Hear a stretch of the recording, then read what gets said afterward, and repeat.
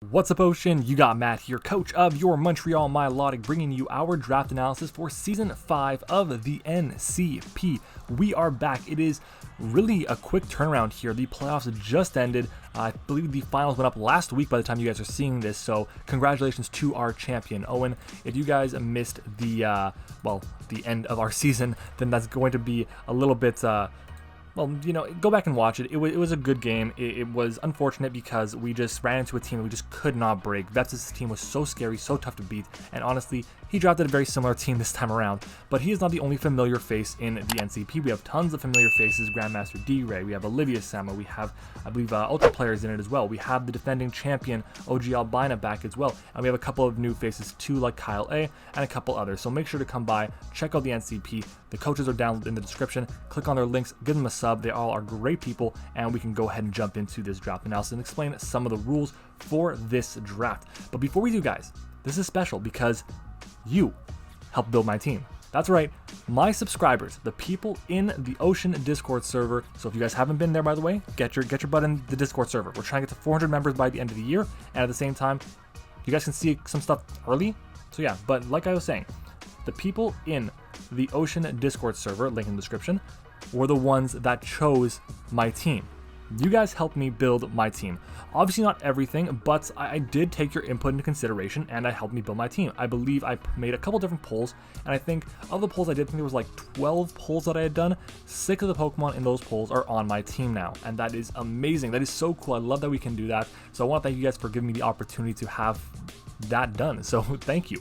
But let's go ahead and jump into the draft analysis and explain what is going on. This is a points draft, meaning we have to draft, well, a certain number of Pokemon, usually between 9 and 12, and with a specific budget. That's not how this is going to work though, because Bad Luck Leo, 6-foot hacks, is someone who just said, you know what, let's just draft with 11 Pokemon, that's it.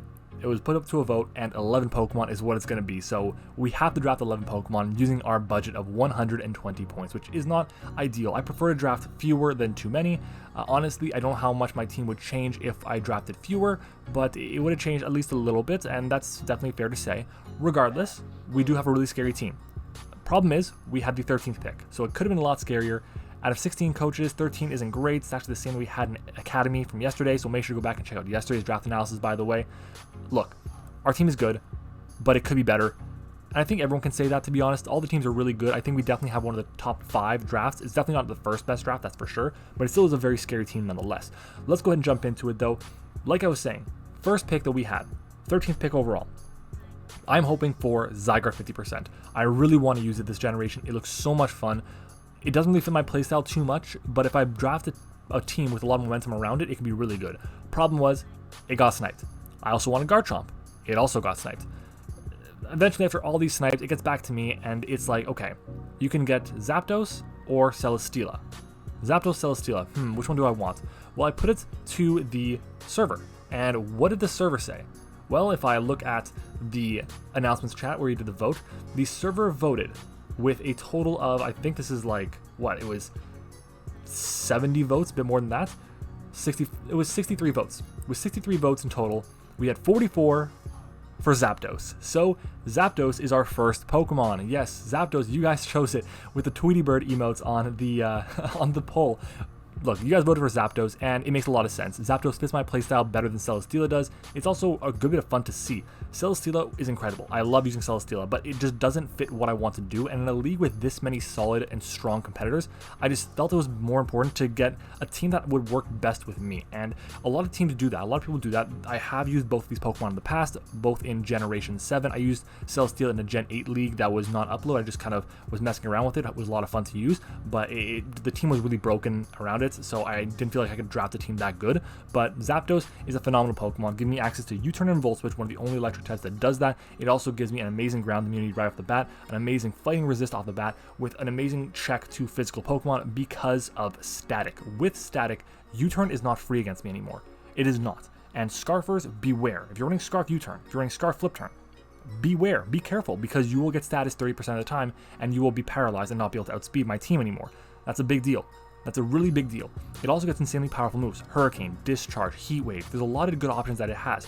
Not really a setup Pokemon, but it does get Tailwind. It is a really bulky Pokemon. Boots is going to be one of the best items on it. It is one of the best defoggers in the game. Honestly, as a starting point, with base 100 speed, with the typing it has, with the offenses it has, the utility it provides, it is probably one of the best starting off points we could have had based on what was around. So I'm very happy to get Zapdos. It's very, very cool. I love to have it on my team. I'm super excited to see what we can do with it. I think the last time we had it was in ICBA, the last season we were in, and that season went decently well. Not the greatest, but it went okay. And we didn't really use Zapdos offensively because it didn't have Hurricane, but now it has Hurricane. That is a huge, huge deal. But that's enough about Zapdos. Let's move on to our next mon. And honestly, at this point in time, I'm looking at the draft and like, oh my god, Celesteela is going to get back to me. Celesteela is going to get back to me. No way. And then right before, it got taken. So I could have had the opportunity to get Celesteela and Zapdos. It would have been really cool. Unfortunately not. We did go a different route. Now this route I did not consult with you guys, but we went with Excadrill. Now grabbing Excadrill here is phenomenal. While Excadrill is weak to a couple different types, two of the most prominent ones are fighting and ground. Zapdos resists both of those, or is immune to, well, it resists one and is immune to the other. At the same time, Zapdos is weak to what? Rock, it's weak to ice, and I believe that is it. I could be wrong on that, I'm pretty sure that's it. Regardless, rock and ice. Excadrill, it's a steel type, so it's not super effective against with the ice type attacks, but it does 4 times resist rock, which is very nice to have. We also have two of the best hazard removers in the entire game, probably arguably the best defogger and arguably the best rocker, or not rocker, but rabbit spinner, you know what I mean. Excadrill gives me a phenomenal Pokemon. Mold Breaker is an amazing ability. You guys know Mold Breaker has a lot of utility in the format, being able to dodge things like Multi-Scale, being able to dodge things like Levitate, the Magic Guard, not Magic Guard, what am I saying? Sturdy, that's it. Like, dodging these abilities is super, super useful. So having that ability is going to make things a lot easier. And also, we can dodge Magic Bounce. So if we really need Rocks up, we can always just go for Mold Breaker Rocks, get past Magic Bounce, and then we have Rocks up on our opponent's side of the field, for example. It gives me an amazing sweeper, especially in sand, and I don't really think anyone's going sand at this point in time, even though there's only been like, I don't know, 20 picks made. But I don't think anyone's going to go sand because we have the Excadrill. So I think it's something we can wait on. We can decide, okay, we can get one of the 3 great sand setters in a T-Tar, Gigalith, or Hippowdon. We can also go with Hippopotas as an answer. We've had Excadrill in the past, really recently actually in the BBL. Didn't use it too often. It was actually a Pokemon that we didn't have in our original team, so I didn't feel like I really got the chance to use it to its fullest potential. And in an Uber's League, let me try it again. In an Uber's League, it's not as good as in a Standard League because Standard Leagues, there's not as many broken Pokemon, and Excadrill can really take advantage of the Pokemon that aren't as broken, obviously. Does obviously have some really notable checks rather in the format, and we have to be careful with them. But if I get up a Swords Dance, it's going to be very hard for a lot of things to take the hits and beat the Excadrill, especially if we manage to pair it with the Zapdos, because most of the time, Excadrill is not appreciating flying types. And what destroys flying types? Zapdos does. There we go, that is it. At the same time, they pair really well in terms of speed tier, 88 for Excadrill, and 100 for Zapdos. It works really well because they fit within that 15-point gap that you kind of look for everything to make sure that you are covering everything. So now everything above base 88 and below base 100, we know has to run, or no, anything above 88 and below, I think base 115, has to run a Jolly Nature or a Timid Nature or a Hasty whatever against my team. They have to, unless they're going to be speed crept by a Timid or whatever Zapdos. That's it. Moving on though, our next mon, I'm looking at Primarina or Urshifu Rapid Strike. Now, I'll be honest, Primarina probably fits better here. It probably does. But I put it to a poll, and with 26 votes to 11, the winner is Urshifu Rapid Strike. Yes, we are back with MattOshea, the Water Urshifu. Water Shoe, we are the king. We are MattOshea. We are the king of the Urshifus, and we are crushing it with these Pokemon. We do so well with them, and hopefully we can continue the path. The weird thing is, when we had this thing and won our title with it in the BBR, we drafted it 4th overall.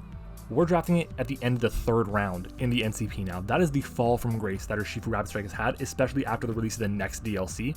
And it's crazy to think, but a lot of Pokemon are faster than it. A lot of Pokemon hit it for super effective damage. It is not the bulkiest thing in the world on the special side, and with Surging Strikes, you kind of have to run protective pads a lot, and that's unfortunate, but it's something that you have to deal with to have a Pokemon that's this strong. Having the opportunity to crit every single move you go for with Surging Strikes is incredible. Having priority in Aqua Jet, U-turn, it's an amazing pivot. Honestly, Urshifu Rapid Strike is used best, in my opinion, as a pivot or as a sweeper, and that's it. Bands is nice and everything, is really solid in certain situations, but that's only against slower passive teams. So let's say my opponents don't have a Pokemon that's faster than it, that hit for super effective damage with Stab, then I can probably just run Band. but most of the time, I'm going to be clicking U-turn a lot to get into my bigger threats, my Zapdos, my Excadrill, my next few Pokemon that are all really scary. Now, albeit Rapid Strike Urshifu is at 15 points, it is my third most expensive Pokemon, or my second most expensive Pokemon if you want to count Excadrill and Zapdos, which each were 17. There's nothing else that is more expensive than Urshifu Rapid Strike on my team, but it's still very good, and it can do a lot of different things, even though people see it as one-dimensional. I've been told I'm the only person that people have seen have success with it, so we'll see what happens. But Urshifu Rapid Strike provides me with a great speed tier, again, base 97, out being very common speed tier of 95. It really causes a lot of problems to really passive teams, and that's what it does. Look at it. Right now, my team has kind of a weakness to ice. We also have, and then look, with the weakness to ice, having Urshifu Rapid Strike there as an answer is phenomenal for us. It really helps us out a lot. On top of that, though, we still have a bit of an ish weakness to rock, and fighting helps with that. We also don't have a dark resist yet. Urshifu Rapid Strike provides us with that, so it's really solid here. It's super bulky on the physical side, 100 HP, 100 defense, I believe, and that's really good all-around bulk there. The special defense kind of leaves a lot to be desired, but at the end of the day, Urshifu Rapid Strike, very solid Pokemon. Would highly recommend giving it a try if you haven't already. It could definitely be an absolute breaker for you. Just make sure you drop the team with a lot of momentum, or else you're not going to be able to get it in when you want to. Now, the reason I decided to go with Urshifu Rapid Strike here, outside of the fan votes, and that's like, this was my preference to go with Rapid Strike Urshifu, even though Primarina was probably better. I just have more comfort with Urshifu Rapid Strike, was because I wanted to pair with a Pokemon that really took care of its weakness as well, and I feel like I found one in Dragalge. Now, I really want to have a grounded poison type. Grounded poison types have been a pain in my thorn in my side, a pain in my ass for many leagues. With Dragalge, we have a Pokemon that is a, well, grounded poison. We also get a grounded poison with Flip Turn, and that's amazing to have. With Dragalge getting Flip Turn, it makes this Pokemon so much more viable in my eyes. It already was just incredibly strong. It is so strong with adaptability, with Draco Meteor, Sludge Wave, gets access to a couple other really powerful moves. Dragalge, just with all of these moves, with adaptability, with the stab options, the bulk, everything, the coverage, it just makes it so much better for the rest of my team. Urshifu Rapid Strike, Excadrill really hate grass types. Zapdos, it can be grass types 1v1 if it hits a 70% accurate Hurricane. So if I go up against a really strong grass type, well, I have a Dragalge which not only 4 times resists, it gets Flip Turn to get out of there in case of a bad situation, in case of a bad backup Pokemon, but it also demolishes grass types, and that's exactly what I hope to do with Dragalge. The pairing of these two, with Urshifu and Dragalge, and the pairing of Zapdos and Excadrill, they work really well together, and ideally, they can form one of the most powerful foursomes in the entire league. With Dragalge being only 9 points as well, it gives us a really nice head start because, yes, it's only 9 points. A lot of people are blowing their budget quite early, but we're working slowly but surely. We do have a plan to get a Sand Setter later on, and hopefully we can nab one. At the end of the day, it depends on what people think. People think that, like, I don't know, Gigalith is viable without Sand, or without, like, an Excadrill or whatever. We'll see.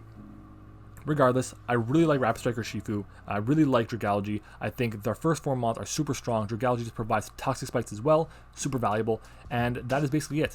Our next mon, though, at this point in time, I'm looking like, okay, I kind of have a plan. I kind of ish an idea of what we're going to do here. I'm hoping I can get something like Clefable. I'm not saying Clefable. I'm hoping I can get something like a really solid Fairy, and hopefully with momentum. There aren't many, though. Like, I'm thinking like, okay, I can get Comfy. I can try and get Slurpuff with webs. I can get Aromatisse, but that'd be later on. Trying to just figure out a plan for me. And what we ended up decided doing is we went with Sylveon here. Now, Sylveon is... Look, it's great. It completes our Fairy Dragon Steel Core. That's one thing.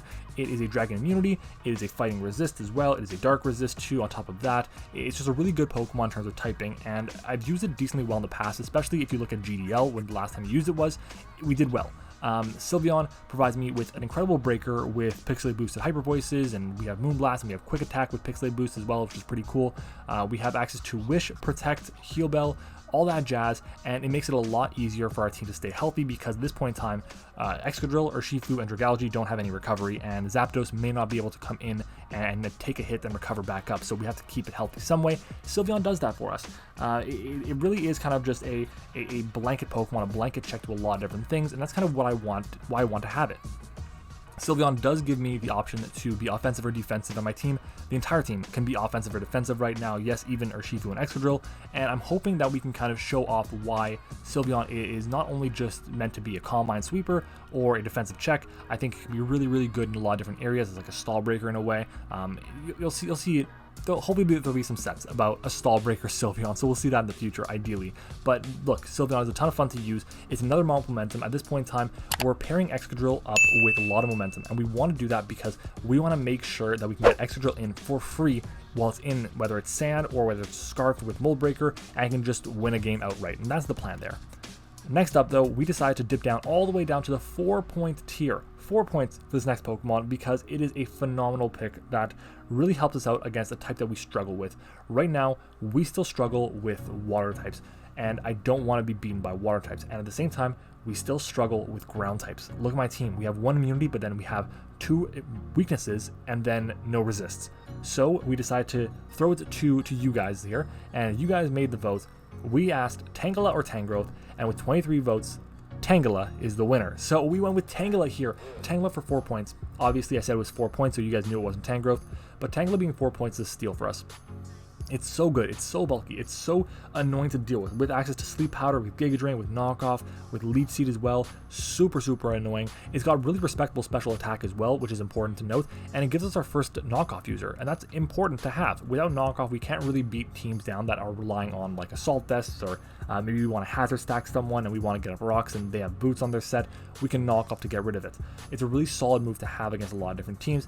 No momentum, unfortunately, which does suck, but it is still a very good Pokemon. We can always run Leaf Storm with a Jetpack, who knows, but at the end of the day, it's a very solid Pokemon, and part of the reason why I wanted it specifically over something else, another grass type, was because it gets Regenerator, and Regenerator is very nice on a team that is going to potentially go with Sand. Now, Sand at this point, it is in my plan. I do have a Sand setter in mind.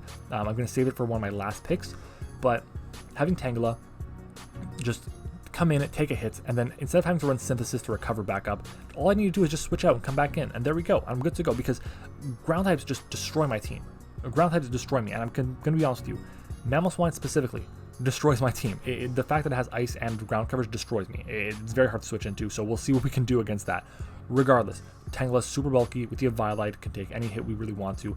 Knockoff is going to be prevalent against my team because of it, but even then, Tangela is still super bulky, so that is why we got Tangela. Moving on to our next mon, I was debating here between a couple things. I was debating between 4 Pokemon. I was debating between Azelf, Uxie, Mesprit, and Alakazam. Those are the 4 I was looking at. Now, I put up to a vote, but I didn't include Alakazam in it. That was a mistake. Alakazam is going to be the winner here. I chose Alakazam here because it gives me a speed tier of 120. Also, Magic Guard in the Sand gives me a reliable Sash Pokemon to be able to guarantee take a hit if need be, whether I'm in Sand, whether there's rocks up, whatever the case may be, I can always take the hit, and that is why we have the Alakazam here. It is very strong, very solid. Nasty Plot Generation got really good coverage. Basically, the only coverage it's missing is like Fire and Electric. Really wish it got one of those moves, like a better one, not like Shockwave or Zap Cannon or whatever, but still, it is a phenomenal Pokemon with amazing coverage. It just breaks teams. It can auto-win matchups on its own, especially if it just outspeeds things, because you can run a Life Orb set, and just, oh my god, it is just so strong. Highly recommend trying out Alakazam. I'm excited to use it. This is my first time actually using Alakazam, so I'm hoping that I can do well with it. If I'm not gonna lie, Azelf might have been better, but the speed tier of 120 was important for me. I really want to get that speed tier of 120, and the fact that we get access to Magic Guard is huge. Magic Guard with Focus Sash is amazing. But yeah, Azelf would have been a better pick here in terms of what it provides for the team. It gives me another rocker. It gives me access to levitate. It gives me a fast Pokemon momentum and knockoff. Again, more of that stuff. Still gets Nasty Plot and everything. It just has that weakness, or not that weakness, but it's not immune to the Sand like Alakazam is. Regardless, that is our Alakazam. We can move on to our next mon, and that is going to be, really interestingly, I didn't know what I want to take here actually. I had no idea. But I put up to a vote, and we decided to go between either Runerigus or Cofagrigus. One of the two. We wanted to have an immunity to the normal attacks, to the fighting attacks that were coming in, and at the same time, they provided us with some decent hazards. So we ended up making the vote, and at the time, like I'm looking at it right now, the winner is the Pokemon that we didn't end up choosing, but at the time, the winner was Cofagrigus, and we chose Cofagrigus here because it gives us one, it's this Pokemon that is really solid for us. We don't need another ground type, which is nice to have, but at the same time, it gives us a Pokemon with Toxic Spikes as well. Second one, it gives us an amazing ghost type that is immune to normal types and fighting types and whatnot, and it gives us just a really good catch-all to a lot of different Pokemon. Its typing is amazing. With its stats, honestly, it's not going to just get OHKO'd by any one thing outside of like Wicked Blow from Urshifu or something, even then I'm pretty sure I can invest for it and make sure I'm okay, or I can run a Culver Berry or whatever. I'm just not going to drop to any one non-boosted attack. It's not going to happen if I invest properly. And that's what I can do with Configurious. It is a bit expensive. At this point in time, after this pick, we do only have 24 points left for 3 Mons, but we still have a very strong team, and I'm hoping that we can kind of turn around our draft with our last 3. Not turn around, I'm saying, but like round it out with our final 3. And Configurious helps us out with that. Our team is right now a little bit weak to Dark. We have only 2 resistances in our Urshifu Rapid Strike and our Sylveon, but they do hit it for super effective damage. It is still very strong to deal with. Alakazam and Configurious just kind of deal with it, and at the same time, I just want to point out, Mummy is a good ability. It's not the greatest ability, it's not like a blockbuster ability by any means, but having the ability to neutralize something like Mold Breaker, to shut down something like, I don't know, I'm trying to think of something, Magic Guard or whatever the case may be, is helpful. So I definitely can see Mummy being a factor for the season for us, so we'll see what happens. But that is going to be Configurious. It basically, I can say, like, it's good offensively, by the way. Nasty Plot it gets with Trick Room, or we can also run the Iron Defense set with Body Press, we can run Calm Mind, whatever the case may be. I believe we get Store Power if I'm not mistaken. I've double checked that. Regardless, it's still a very good Pokemon. That is our pick number 8, Configurious for 8 points. Number 9. At this point in time, I have a pretty big speed gap. I have a gap between Alakazam and a gap between Zapdos. It's 20 points. It's too big. I need to make sure I have something that is there to kind of counter that. And we do have something here. We have something that is, I think it was suggested to me by Tone. So shout out to Tone, and shout out to all of our new members of the front office as well. Pat Mac, Pez, Shiny were all very, very helpful in not the drafting process necessarily, but they came on after. But at this point, I've already built for week 1, and they're helpful in the building process for that and for the mocks. So shout out to them. And of course, the usual suspects, Haze, Panda, Endless Gadgets, Granky, Jay, Just Lucas, Meta Knight King, Panda, Brain, etc. Like, all these people, super, super helpful. So shout out to them. But they suggested Dugtrio Alolan form, and that is a phenomenal pick. I love that idea because, yes, it shares the same typing as Excadrill, and it shares the same like checks, but we can wear down those checks with Dugtrio because it gets Sandforce. Sandforce Dugtrio is going to be a problem to deal with. It hits so hard. It can be really problematic for a team because it's another rocker. It gets the speed tier at 110, so it cuts that speed between Zapdos and Alakazam in half. Ideally, it is there as a way to break things, but it also can be there as a way to be a support Pokemon with Rocks, with Memento, with Tangling Hair to weaken something that might be going for an attack and we can slow down with because it's a contact move. Yeah, that's what Dugtrio does. Not the strongest thing in the world, only base 100 attack, but still with Sandforce, it hits very, very hard. And if Dugtrio doesn't sweep, then we can open the door for Excadrill to sweep. That's definitely a possibility, especially with a smooth rock on our Sandsetter. Next up, we have 19 points left. Sandsetters are all still there. Gigalith, Hippowdon, and Tyranitar are all still around, but we're going to wait to the final pick. With 4 points, we end up saying, you know what does this team need? Nothing really I can think of. Maybe a bulky water, I guess. So because of that, we decided to go with Lapras. Lapras gives me a water immunity with Water Absorb. That's nice because a lot of my team does not appreciate Scald. I don't really have a switch into that. With Lapras, I do. It's super bulky on both sides because of its massive HP stat. It gets access to Freeze Dry, gets Priority Ice Shard, gets Dragon Dance, gets Curse, gets a lot of good stuff on this set, on this Pokemon, and it can be used really uniquely, and you guys are going to see week 1, so yeah, you're going to see week 1, but Lapras is really solid all around in terms of what it provides for the points it is costing me. At 4 points, I'll definitely take advantage of it. We have, at this point, you guys know what we're taking. You're probably pretty confident in terms of what we're taking for our last pick in terms of the Sandsetter, but Lapras, it doesn't really compound into too much. Yeah, it's weak to Rock, yeah, it's weak to Electric, yeah, it's weak to Grass and to Fighting, but we have answers to all those types. I'd say the worst thing we have answers for on that entire, I guess, group of weaknesses is like Rock. And even then, we have quite a few. We have Excadrill, we have Urshifu, which take nothing from it. We have Dugtrio, which takes nothing from it. So yeah, I'd say that's the worst thing, but Lapras can be very solid. It's not going to come to every week, but it can still be very good. We have 3 Pokemon that are worth 4 points.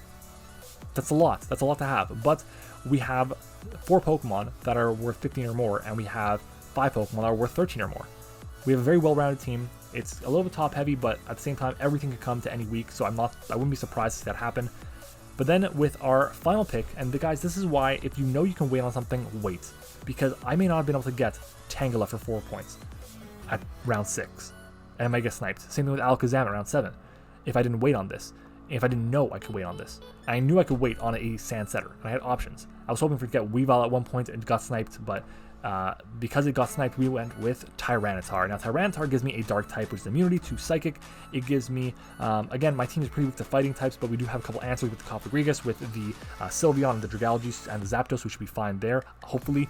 But Tyranitar gives me a Rocker, it gives me a Sand Setter, it gives me a really good offensive Pokemon. We went to the finals with it in the IBL, and I believe it was Season 6. Look, we've done good with T-Tar. We've swept people with T-Tar, and if a team doesn't have a bonkers fighting type, then we can really just bring it in and be offensive or defensive, honestly, and cause a lot of problems. A support set with Thunder Wave, very good. Sand to just chip down an opponent's team is very good. People won't really want to run Focus Sashes against me because we have what? We have Excadrill, we have Dugtrio, and we have T-Tar. All are phenomenal rockers that honestly could all come to any given week. They may not want to run Sash because we also have Sand. T-Tar's coverage is incredible. It's really got some of the best coverage out there, and ideally it can be successful for us as both an offensive Pokemon, but also as being supportive. I don't just want to be here to be a sack.